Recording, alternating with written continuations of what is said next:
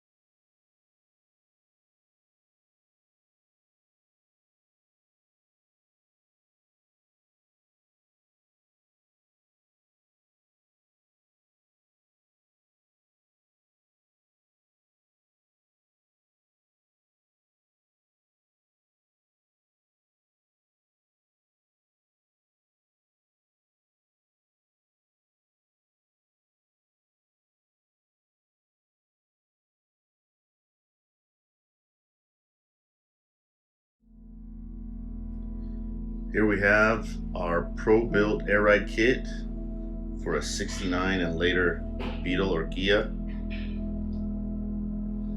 Comes with everything you see here. 4-inch narrowed PRObuilt beam. Can be stock width, it could be 2-inch, can be 3-inch, can be whatever, depending on the application, and wheels and brake combination to fit the application.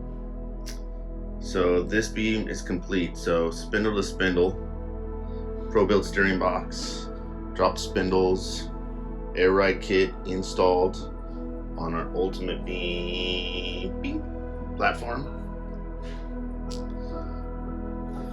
Every beam that we build comes with the adjusters in it, so that in any event you want to go to torsion static, you can. Everything is included.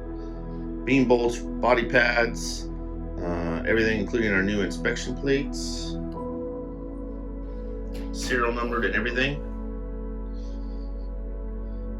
German tie rod ends, German ball joints, 2.5-inch drop spindles, PRObuilt arms, steering dampener, once again German tie rod ends. The rear air ride kit complete. So this is a weld-on kit. So it's going to come with your bags, brackets, shocks, bump stops. These are your crossbars. So this bar here telescopes in these, kind of make it easy so you don't have to, you can do some notching to fit your application. Those are the lower plates.